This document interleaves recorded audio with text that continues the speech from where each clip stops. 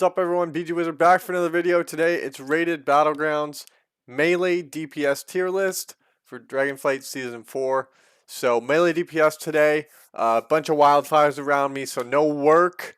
Hopefully not getting evacuated, but we'll see what happens. I know the firefighters are working hard, so thanks to all those people that are keeping us safe out there. But that means since pretty much everything's shut down, I got plenty of time to make some content, and I love doing it, and get to play some games with you all. So today, let's take a look at the melee DPS, and let's rank them all. The way this works is it goes from lowest tier, obviously F, D, C, and up. S being the best tier, F being the worst. And the way it's going to work is left to right on each tier is going to be the ranking. So obviously, yeah, S is best, then A, then B, then C, and from left to right. So the leftmost class will be the best class in the ranking. All right, let's get into it. We're going to start at the bottom. We're going to work our way up. So starting at the very bottom of the barrel, I think I'm just going to throw Brewmaster Monk. Not sure, like haven't seen many. I guess they could FC. I don't know if they still have that thing that like spreads damage out or whatever. I totally forget what it was because they were so rare in the past. But since I've come back, obviously I've only been back 4 days, so I'm still figuring things out. But since I've been back, I have not seen any Brewmaster Monks, so I'm putting them in the bottom. And the same goes for Prot Pally. Again, have not seen them. I know they had that one season there where they were okay, but kind of rare still. This season, it seems like they've totally fallen off. So these two classes, I just don't see them being of any value. And of course, I'm going to throw Prot Warrior in there. Maybe actually I'll switch it. I'll put Prot Warrior first. Prot Warrior, haven't seen much of them. Again, so none of these three classes I think I would recommend at all for playing. I think you can find a better spec on those classes. So this is the bottom of the barrel melee DPS classes. And I think this is pretty straightforward. There's better tanks for flag carrying and for sitting bases. Although maybe a Prot Pally could sit a base with bubble and everything. Like maybe these guys could sit a base, but I'm just going to leave these C tier and let's move on. So B tier, Outlaw Rogue, have not seen many. Again, I know they had that season, was it Shadowlands Season 1? I forget which season it was, where Outlaw was pretty good. Because they could, I think they could find you in stealth or something like that. There was a bug. I forget which season it was and if that was what it was. But this season, that does not seem to be the case. Have not seen any Outlaw Rogues. And again, I think there's much better specs for this. Now, you could potentially move Outlaw up just for the fact that it's a rogue, which has sap and stealth capabilities. So it can sit a base and it can hit a base. And, so there's that to be said for Rogue. But in terms of melee DPS specs, I think Outlaw seems to be very rare. Haven't seen any. And I think the other Rogue specs are better. So that's why I'm going to leave them at the back of the B tier. Next, I'm going to go Fury Warrior. Fury seems to be, I know I have a couple buddies playing it in Arena, but it seems like, again, not the most desired spec for warriors, especially in rated battlegrounds. So I'm going to leave Fury Warrior at B.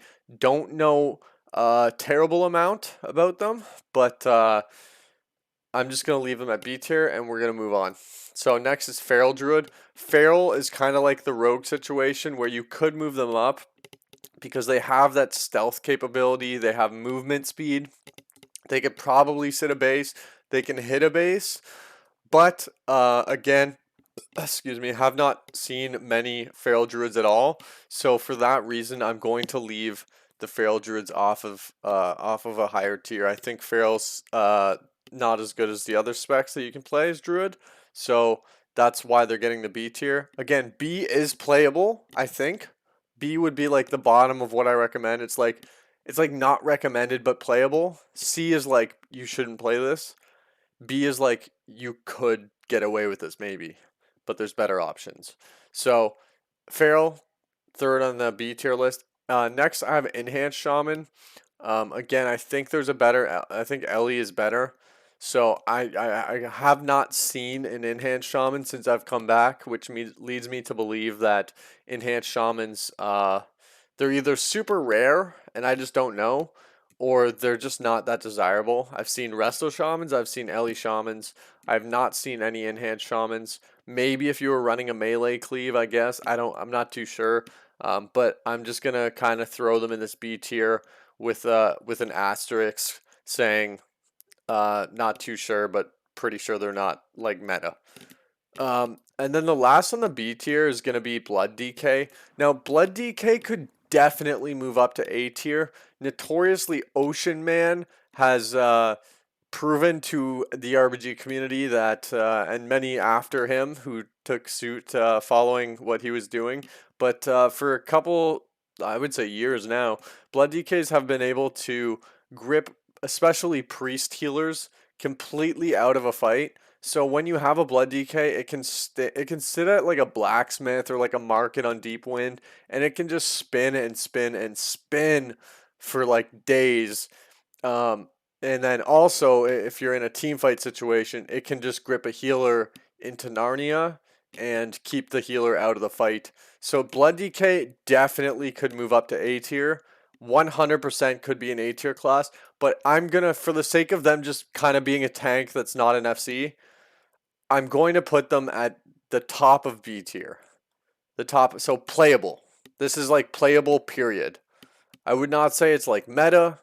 I would not say it's like super recommended, but it is 100% doable and you can make it work. You just have to run different strategies in order to have a Blood DK on your team. You just run different strats and it for sure works. So Blood DK is the most playable out of the B tier specs, I would say. And then we're going to get into the A and the S tier here. So first up, I have Ret Paladin. Ret Paladin, the only weakness I really see with Ret Paladin, I mean, I don't play one, so maybe their movement speed is still whack. I don't, or like kind of shitty. I don't know. Um, but the only weakness I see with Ret Paladin is they seem to be kind of a easy kill target, but they are a reasonable melee DPS class. So Red Paladins, they can slam if you have the what we like to call the Tripolowski cleave, which was trademarked in Shadowlands Season 1. The Ret Warrior DK combo. It is lethal and it can for sure absolutely destroy teams. So I think when paired with, especially I would assume a DK would make it a lot easier for them. But when you get that third melee as well, that warrior in there, so like it's like Ret with the warrior in the DK, it seems to be very, very good. Ret on its own with a bunch of casters, maybe a little tougher to play, but Ret definitely I think deserving of the A tier spot. It's playable. I recommend it if you're going to play a Paladin DPS spec. I recommend Ret, obviously. And yep, so that's going to take the back of the A tier. Next, we're going to go with Arms Warrior. Arms Warrior seems to be pretty good. Actually, I'm going to switch this. We're going to go Windwalker next. So Windwalker seems to have incredible kill damage. Once again, it seems to be like it can be killable.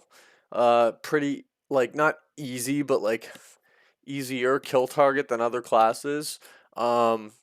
So good damage, pretty good movement speed, and yeah, I would say Windwalker fits into the same kind of category as Red Paladin, maybe the back of A tier, playable, recommended, but not the cream of the crop, not the best in the game, but it is certainly a playable, viable DPS spec. So next we're going to go Arms Warrior. Obviously, Mortal Strike is a huge asset to a team fight for any team that is trying to kill something.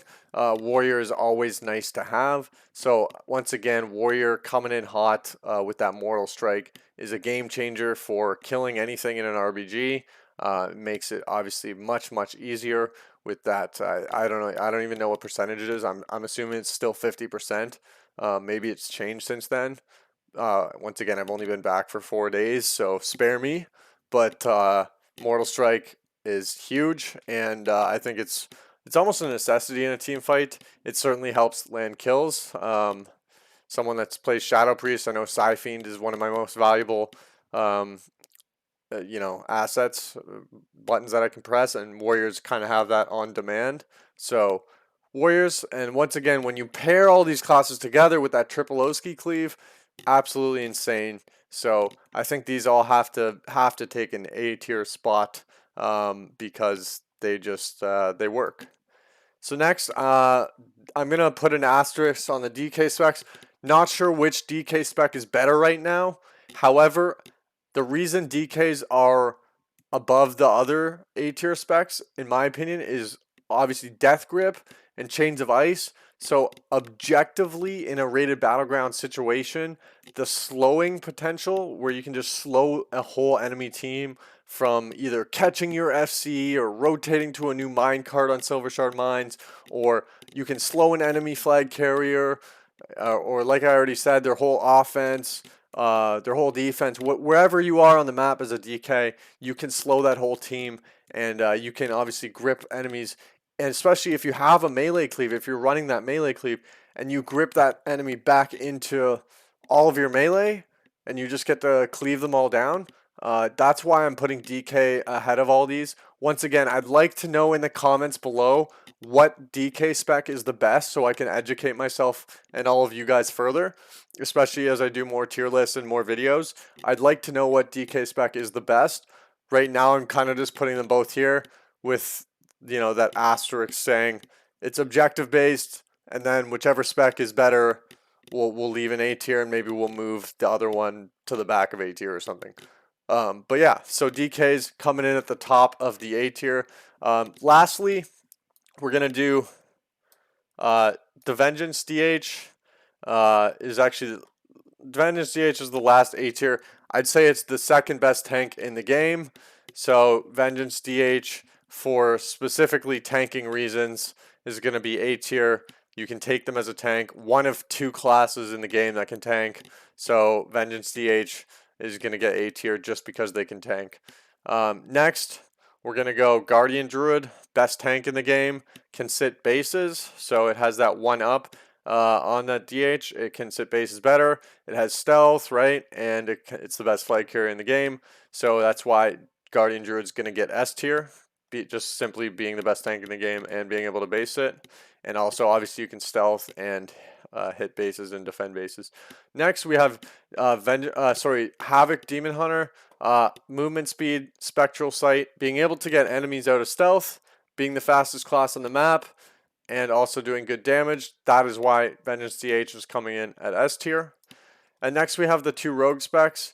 Right now, I'm putting Assassination above Subtlety because Assassination, I've seen them doing like 100 million damage with that AoE. I think it's Fan and Eyes build. I'm assuming it's Fan and Eyes. Maybe correct me in the comments if I'm wrong. But that massive damage, that pad damage that Assassination rogues bring. Rogues basically always get S tier because they're the best base hitters usually, and they're the best people to hit a base. So objectively, with stealth and with being able to hit and defend bases, they're always basically S tier just off of that. Now, if you throw in the current Assassination damage with the objective capabilities, it makes it really, really good class. So you have the best objective class, and then you have some of the best damage in the game as well.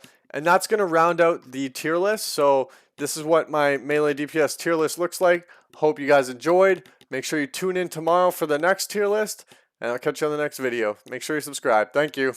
Bye.